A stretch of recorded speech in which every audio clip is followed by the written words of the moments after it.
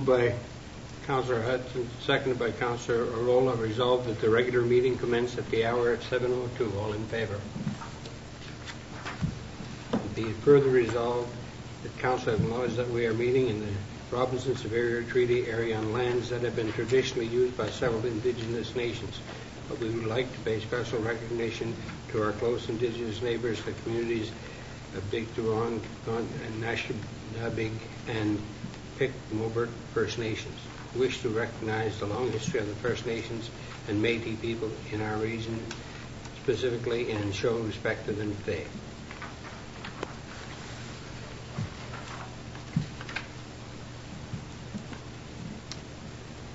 I'd like to call the meeting to order. Are there any additions or deletions to the agenda? Seeing none. Any disclosure of pecuniary interest and general nature thereof? Seeing none. Move to approve. Moved by Councillor Arola, seconded by Councillor Hudson. Resolved that the agenda be approved as circulated. All in favour?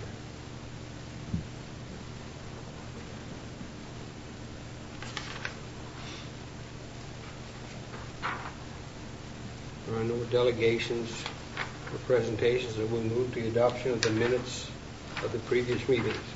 Moved by Councillor Hudson, seconded by Councillor Arola. Resolved the minutes of the regular meeting held on February 12, 2019 are adopted as circulated. All in favour?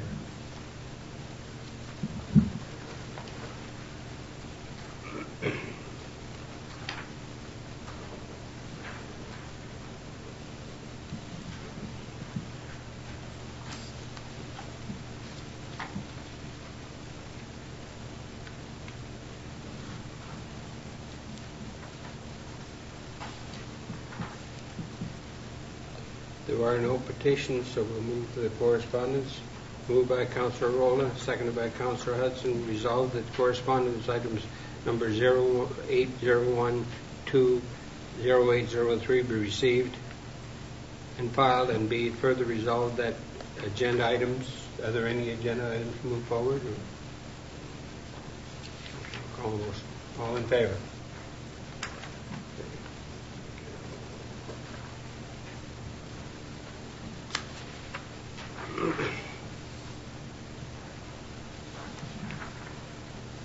Moved by Councillor Moffat, seconded by Councillor Arola. Resolved that the minutes of the meeting of the Thunder Bay District Board of Health annual and regular meeting held January 16, 2019 be accepted as received. All in favour?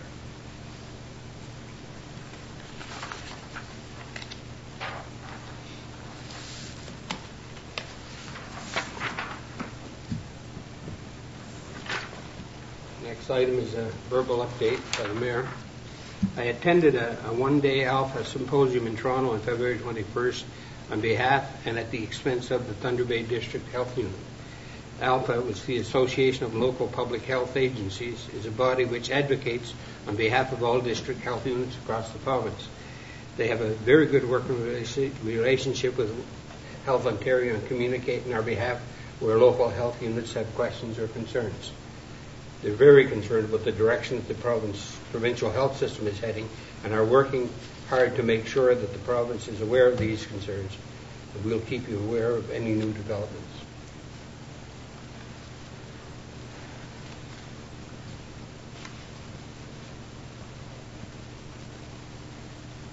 Next item is a verbal update by CA Clerk Treasurer.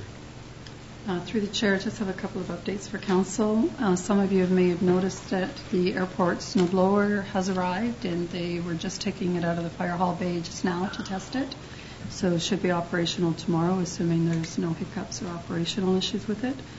The boilers in both the community centre and the municipal building have now been replaced, so we shouldn't have any more closures due to lack of heat. And I just want to remind you all got an invitation, and the public, that tomorrow from 3 to 4:30 at the library, they're going to be doing a demonstration of the 3D printer that NWMO provided them funding for. So if you can make it, it'd be a great opportunity to go and see how that machine works. Mm-hmm.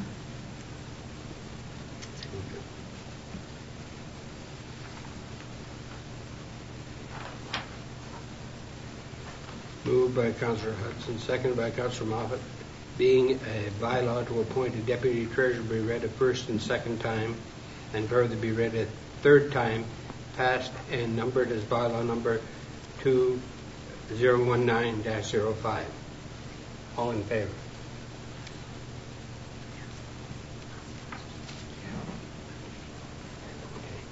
Are there any questions about the appointment of the deputy treasurer? No. Okay, then further be it read a third time, passed and numbered as bylaw number 2019-05. All in favor? Congratulations, Chris.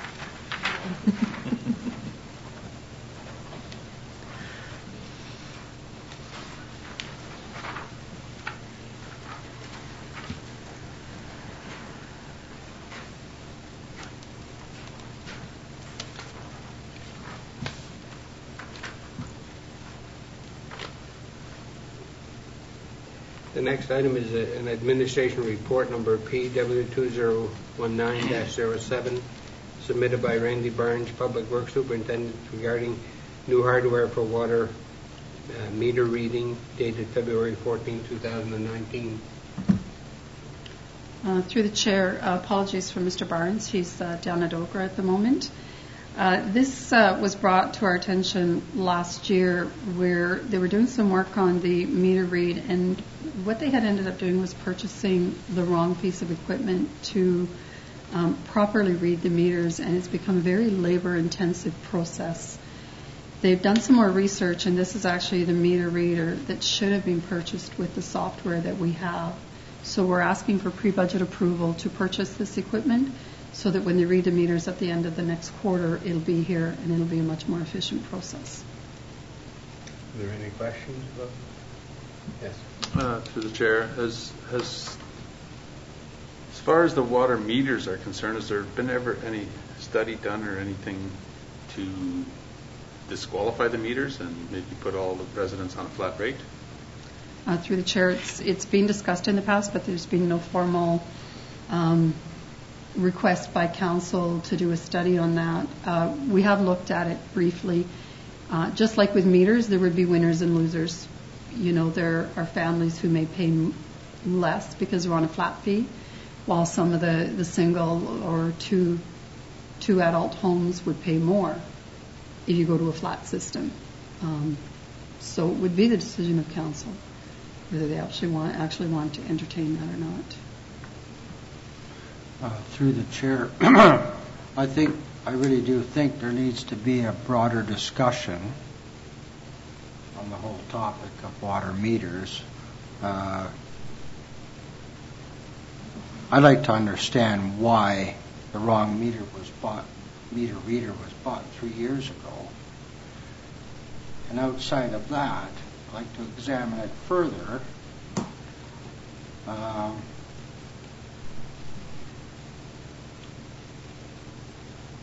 You know, we heard a lot of issues with water from the public, whether it's frozen water or other. And if there was a flat rate, those people with chronic water freezing problems would be able to trickle their water so that it would save the township thousands of dollars in dig-up fees.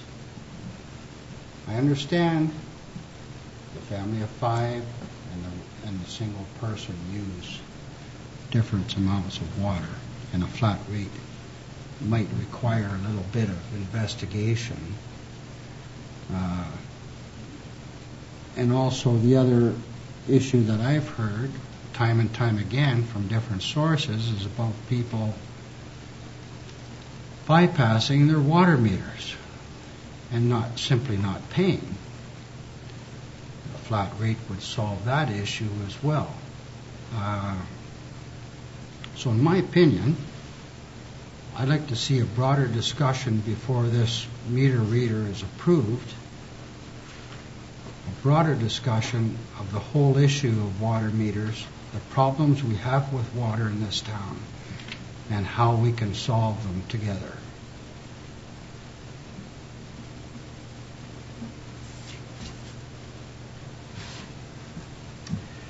Yeah, that's right. This is not an agenda item at this time, and we have to put it on the agenda for a further meeting.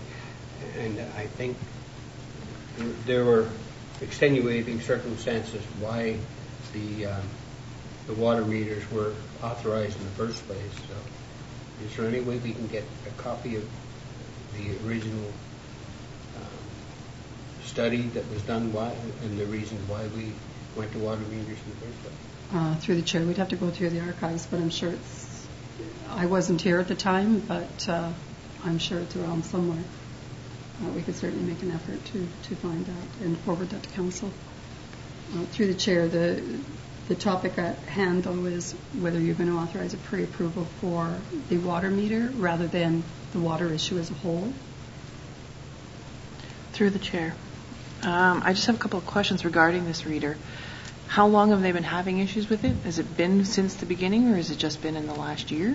It's been ongoing, and with council's permission, Chris, if you wouldn't mind, because he actually worked in Public Works at the time, so has a little more technical knowledge than I do. Sorry to put you on the spot. Get your feet wet by fire.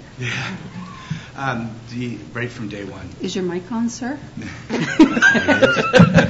Right from day one, the water meter reader, we had issues with connectivity. It's a two-piece unit. One is the digital reader, and one is a Bluetooth signal. They just talk back and forth. One has the program that we went through the computer software, and it never worked.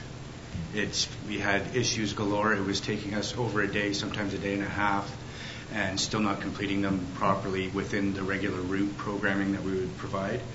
And we would spend another half a day with me manually writing out which addresses, meter ID numbers weren't reading. And after a period of time, we were able to get in touch with the technical support with Neptune Technologies, who provides us with the meter reader. And they determined it was a walk-around unit. I mean, for larger centers where they do urban areas, they just walk around. And what we do with ours, and the practice has been to drive around. And it doesn't have the capability. It's not the signal's not strong enough to read on a drive-by basis. Was there ever any concern that there might have been misreadings because of that? We had sent no. The readings are the fine. It's just it doesn't pick them off. It's just the administration work involved. Well, and they actually will drive around to collect the data. It's just very slow. Of duties. If it's not reading a meter, they've got to go back and go back and go back. So very labor intensive. So when we sent it back to Neptune under warranty, there was some warranty work that they had done, which did help a little bit. But we were advised that this is not the unit, and we explained the time that it's taken us to get the process done. They said, you're using the wrong unit for your application. So Neptune gave you the wrong meter reader. I wasn't involved when the purchase happened. I was the first one to use the new meter reader, and we had complications ever since. They wouldn't. From what I understand, there was discussion at the time, but I wasn't involved at the purchase time. Through the chair, the employees that were directly involved and responsible for this are no longer with the municipality.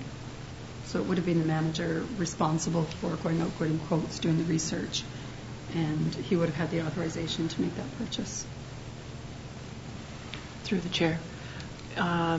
In purchasing a new unit, what would become of the old unit? Like, would there be any way it could be sold back to Neptune or sold elsewhere to get back some of the cost that was put into it in the first place? Through the chair, we could certainly try. We could try putting on gov deals. We could certainly reach out to other municipalities, maybe contact Neptune and see if there's anyone else who needs a replacement unit. Hard to say at this point. And what would the value be? That's even harder to determine at this point. I honestly don't think there's been any thought into that at this point, but it's a good test to go through. It's the same company, though, that the first meter we purchased and this one we want to purchase? Yes. It's the same company? Neptune pretty much runs all the water meter and software throughout Ontario and I believe Canada. Through the chair, so Neptune has assured you that this unit they're recommending to you now is the proper unit for what Not we me need? directly, Oh, not- but I sorry. have spoken with the Yeah. sales rep. I've been involved with a lot of communications, and yes, this is the unit for us. Okay. For our applications, our community size, the amount of meters we have, et cetera. Through the chair, we were aware of this late last year, that Mr. Barnes was going to be putting this forward. And because we had already read the meters for the last quarter, we decided that we were going to just bring it forward this year. So if council were to approve it, it would be here and operational for the next meter read, which will be the end of March, first week in April. Okay, well, through the chair, may I suggest maybe we defer this, and in the meantime, we take a look at what the options would be versus keeping the meters going or a flat rate?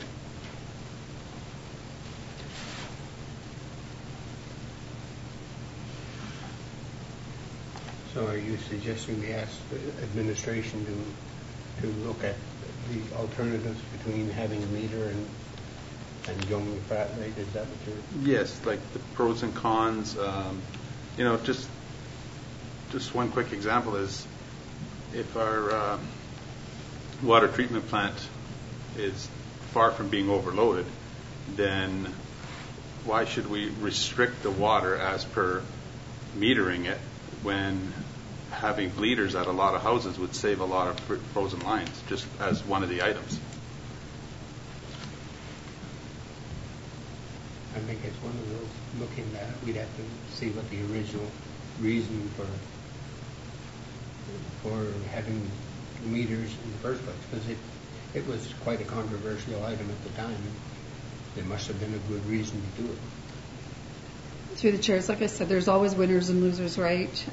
From a personal perspective, I pay less now for water with a family of two with a meter based on my consumption than I paid in Terrace Bay 10 years ago, being a single individual. I'm saving about $50 a quarter now, and that's 10 years later. So there will always be winners and losers. So there's always going to be ratepayers at either end of that spectrum that are not going to be happy, no matter which method you choose. So, it's not going to be a win-win for everyone. Through the chair, Go ahead. I agree. I mean, I'm also in a two-person household, but I mean, looking at the big picture is what I'm looking at. It's a lot more expensive for someone to pay to get their water line dug up than it is to pay their monthly bill.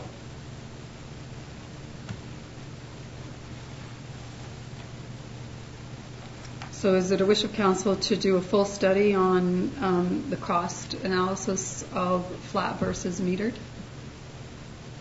Is that the wish of council? I agree with I agree. that.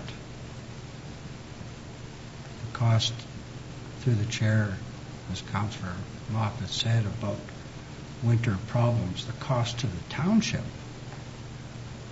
for a dig-up is, I thought I heard $5,000 to $5,500 for one dig. If people with chronic issues, not everybody, and we know who they are, were allowed to trickle their water and save that dig up, it'd be multi-thousands in a savings for the municipality alone over the course of the winter. And the other thing that I don't know the whole truth and the numbers, but I do hear from different sources about people bypassing their meters and paying little. That's hearsay. So I know it's we can't hearsay, go with that. and I don't, but you talk to professionals that are out there and they know what's going on. These people would have to pay something in the event of a base rate. So I agree with Councillor Moffat to review this.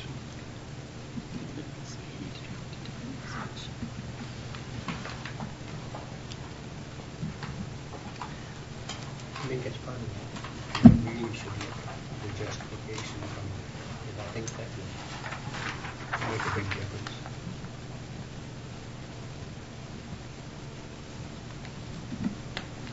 Chair, just another little tidbit is, I mean, even if we came up with something that even with keeping the meters, that there was some kind of a discount or averaging through the winter months to leave a bleeder running, and just to control the problems that we do have with the water, somehow help the people. And that way there, a 2-household family would still That profit from the that's meters. topic for Yeah. another. I know, but I'm just saying this could be part of the discussion going forward.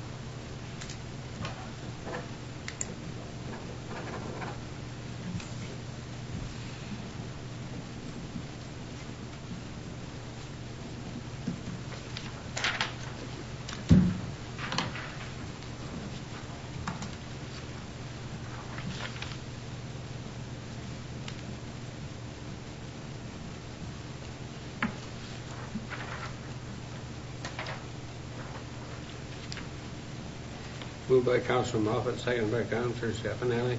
Resolved that Council requests staff to prepare a report on a cost study on metered water rates versus flat water rates and potential impacts. All in favor?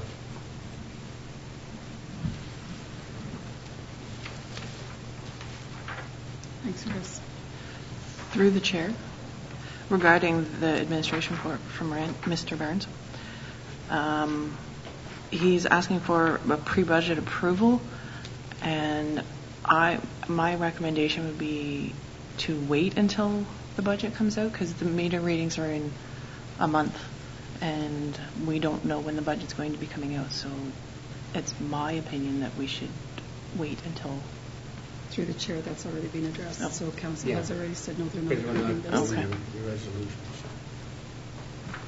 Moved by Councillor Stefanelli, seconded by Councillor Moffat. Resolved that Council is in receipt of Administration Report EDO 2019-01 submitted by Florence McLean, Economic Development Officer, regarding rural and northern immigration pilot request per letter. And be it further resolved that upon conclusion of Council's review and consideration, we direct as follows. Any questions for McLean? Through the chair, what is the labor market that you would be looking to fill here? So we've done a bit of an assessment looking at the local labor needs, both in healthcare, mining, and forestry. So we would really be looking at a regional approach. My understanding from the CFDCs, both Superior East and Superior North, that Manitowoc is the only community on the North Shore that's applying. So we do have a bigger regional catchment area in terms of the jobs that we can be looking for.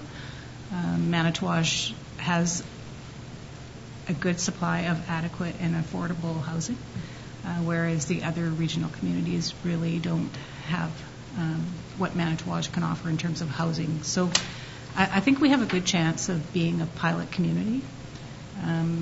I've been saying that I think success for Manitowoc is that we can successfully relocate one family to Manitowoc, and then we'll go from there, because it's going to take all of the community to support that family. And that's really what this project is about. And that's why it has to come from an economic development perspective, because it's about the supports that we can provide to that family while they're here. Have you spoken to prospective employers yet, or is that not part of the process yet? Well, this process is to express our interest that we want to be considered a pilot community. I know that there will be a second phase of this application, and my understanding is it'll likely run through FedNor, and there'll be some money attached to that. So once we're approved as pilot community, then we can go out and start talking to employers about what their needs are.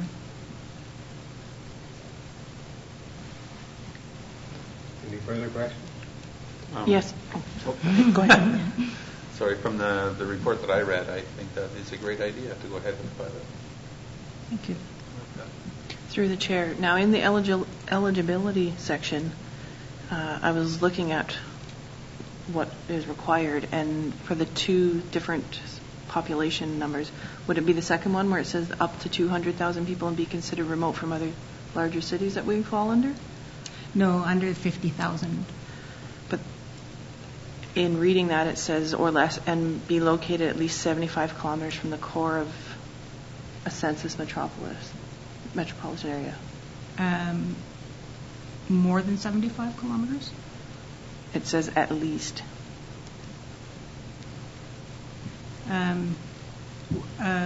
So that does that make it eligible? Yes, we're Okay, eligible. thank you. Yes. Sorry. No further questions? And be it further resolved that upon conclusion of Council's review and consideration, direct staff as follows. Council approves the letter of support for the rural and northern immigration pilot and direct staff to submit a community interest form. All in favor? Thank you.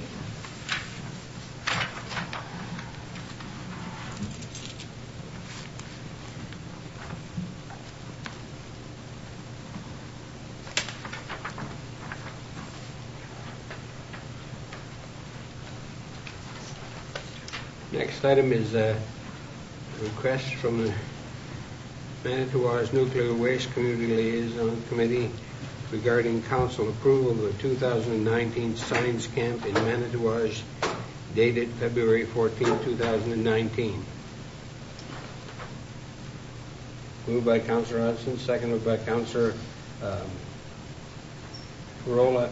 Resolved that council has received a resolution number 2019-17 from the Manitowoc Nuclear Waste Community Liaison Committee requesting the approval of funding for a 2019 Science Camp in Manitowoc. Discussions. Through the chair, if I may. The process for using some of the NWMO funds has been a little gray and fuzzy in the past. We actually have Ben and Jamie from NWMO coming on Tuesday, and they'll be meeting with the mayor and I. They're revamping their whole financial system and how the funds can be allocated and who gets the approval to do so and what programs are there. So currently this is being brought to council under the old regime, which is the CLC will make a recommendation for council to consider, and council will then decide whether you want to approve this program or not. At the CLC meeting, there was very little discussion on this one. They were quite in favor of the program, and they discussed the amount and how many children that would be able to participate. So they were fairly unanimous in their support of this program. Questions? I just want to add that now those funds are actually funds that come from our NWMO fund, correct, and not the taxpayers of Manitowoc. Through the chair, that's correct. But there is a limit to those funds. So part of the process that we're going to be looking at, and we'll talk about it with the next item, is the allocation of those funds, because you could very quickly expend all of those funds by the end of February. That's a possibility. So we're going to be reviewing all that once we talk to Ben and Jamie next week and hear. Hopefully they're going to have the new regime approved by their board by then. And we'll have something that we can bring back to both the CLC and council at that time. So currently there's a $20,000 pot, and these two projects here will 20 or 25, I'm sorry, I don't have the Actually, number right there's in two, front yeah, of me. there's two costs. Yeah, so Don't they come to 40,000? this is coming out of the same pot, Okay. both of these. So, there's a big chunk of money going out quite early in the year. So, but the matter before you is this one right now. So through the chair, we find out the new rules and then comment on this in the next council meeting? No, through the chair, you're going to either approve or not approve this today. Oh. This is coming out under the basis of the old system. We don't know what the new system is yet, nor are we really fully aware what those dollars might be. So that's why it's brought to you today, because it's timely. If we don't approve or not approve this, if we don't approve it, if you want to approve it, it'll be too late and the kids won't be able to enroll just because it's timing. No further questions? And be it further resolved that upon conclusion of the council's review and consideration, direct staff as follows. Council approves funding in the amount of $4,500 for the 2019 science camp, and be it further resolved that the funds will be taken and reimbursed from the NWMO regional program, Early Investment in Education and Skills. All in favor?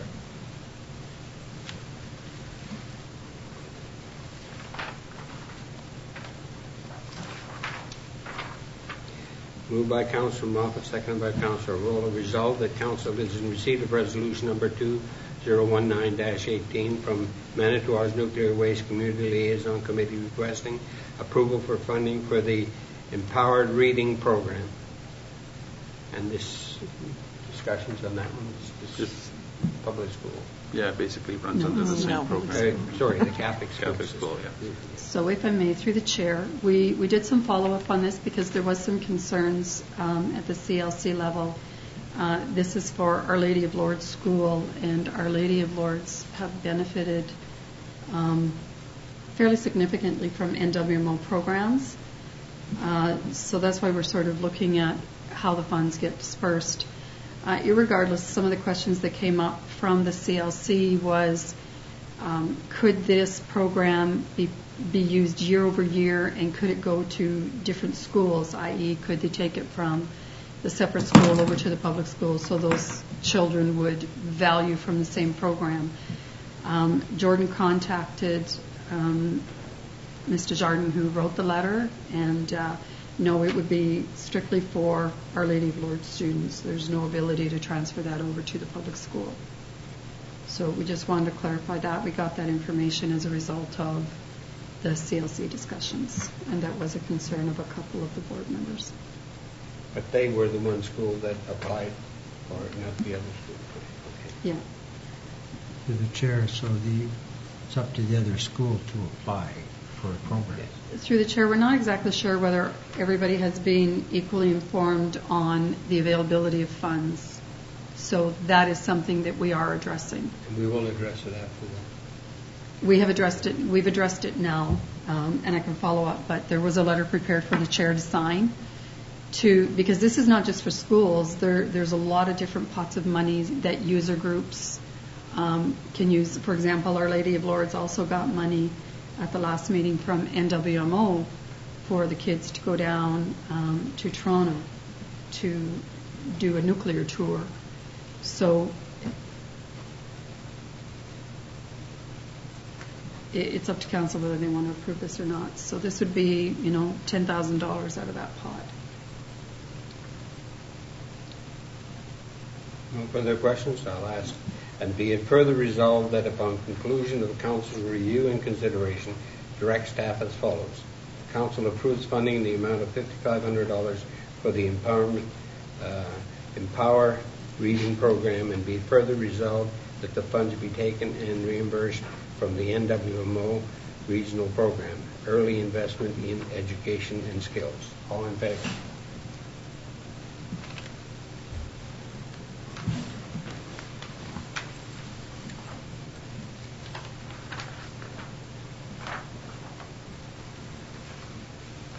Moved by Councillor Moffat, seconded by Councillor Hudson. Resolved that Council is in receipt of correspondence from Ontario Clean Water Agency regarding dates for the Standard of Care course in Manitowoc. Discussion. Through the chair, you all have the memo in front of you from Joanna Kirkbride of the date and the times that they're proposing. So now we're looking, this is the one that we were going to go to Greenstone and then the weather was bad and we found out about Scriber too late. So there's a couple of options there and we're just looking for the suitability of council so that we confirm and get this booked.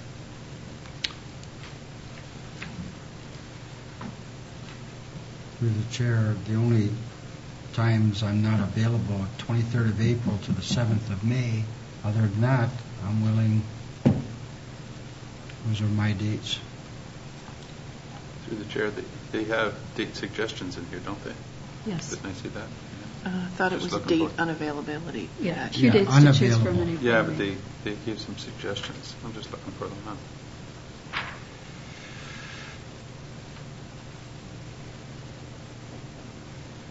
If I could suggest we have council meetings every other Wednesday, maybe we see if there's an off Wednesday that would be available. The other option is, do you want to do the times? Do you want to do a 4 p.m. break for dinner, or the evening 6 to 9, or 7 to 10? So what kind of time are you looking for? Because that will also have to coincide with the presenter's travel plans as well.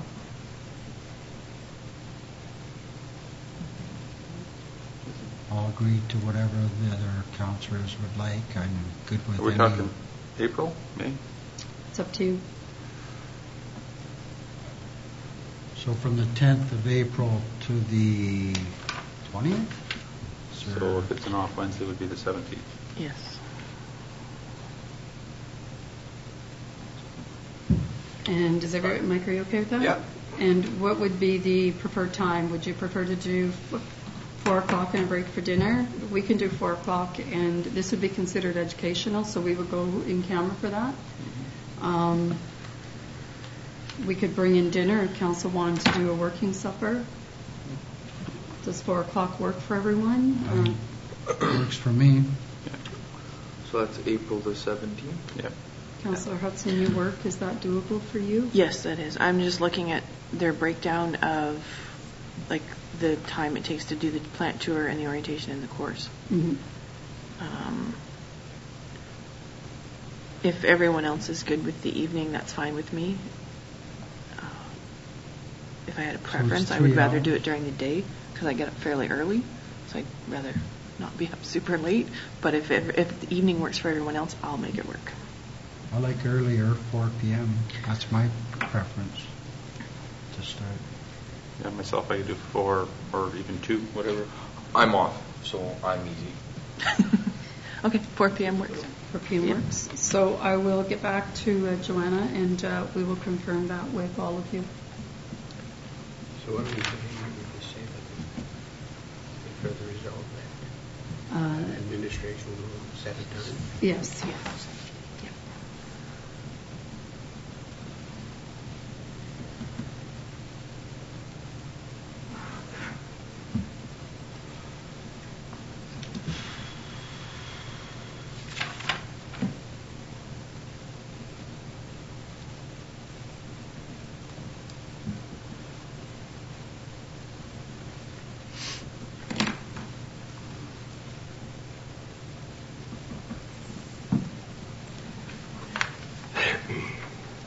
And be it further resolved that staff will be directed to firm a date and time for this training. All in favor?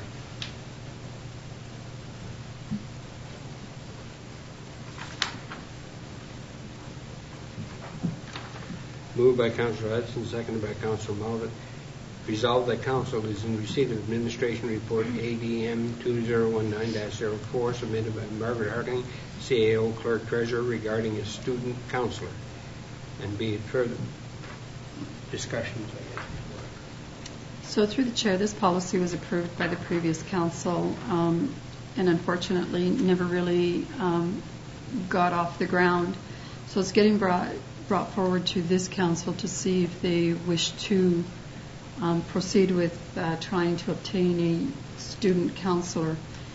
The provisions for that counselor are laid out in the policy of what the student would be responsible for, what they could participate in. The financial implications, as I said, will be determined by council on what they permit them to attend. The initial discussion included them being able to attend, if they could get off school, the Thunder Bay sessions so that they could learn. I personally have attended a couple of sessions where other communities have had student counselors, and these kids are smart as whips. Like anybody who's going to be interested in this,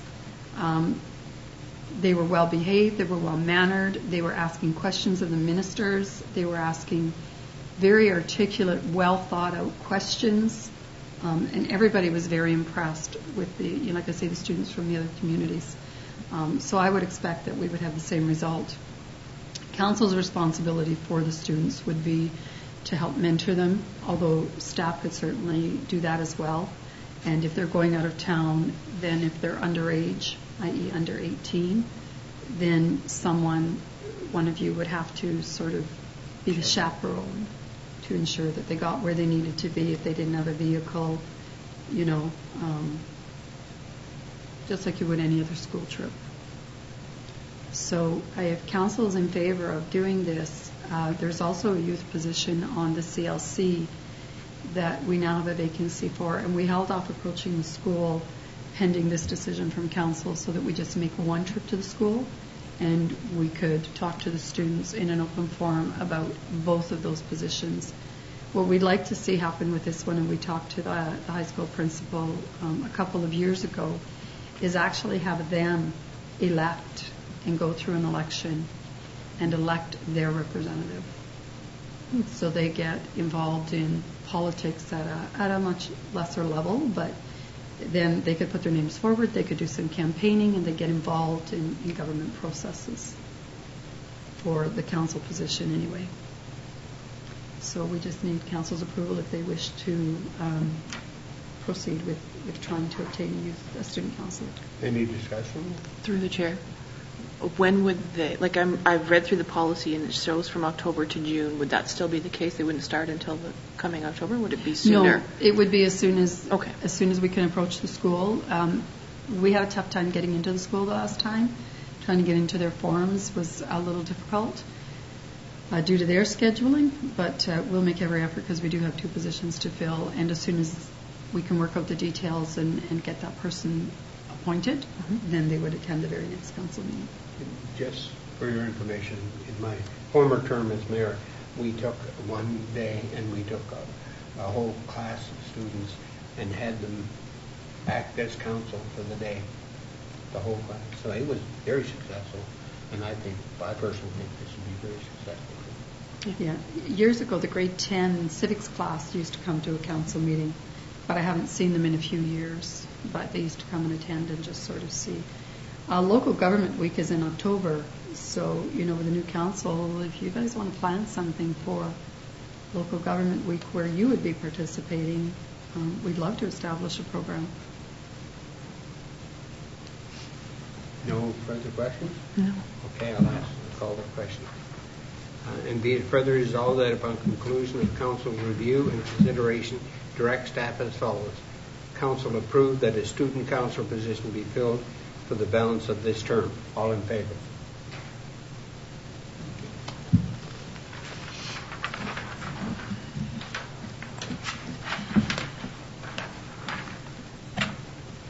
There are no motions or notice of motions, so next item is closed session. Moved by Councilor Cavanelli, seconded by Councilor Moffat.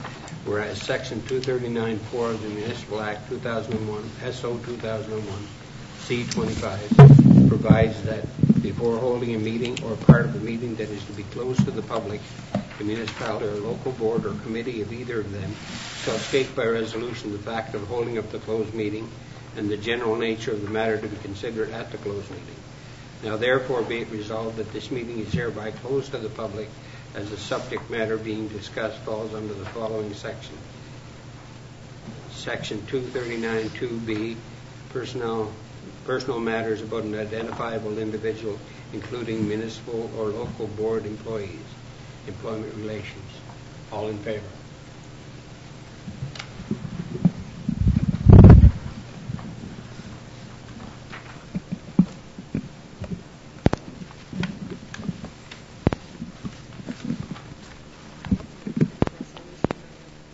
What's this one? Yeah, you want this one back, eh?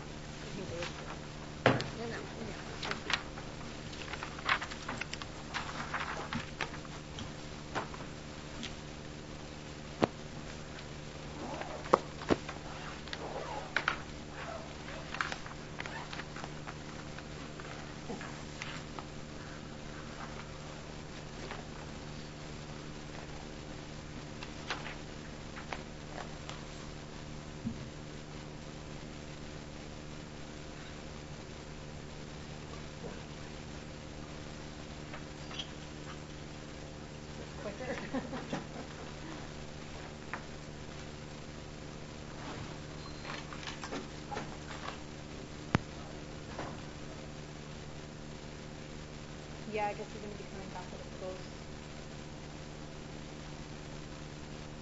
close the meeting.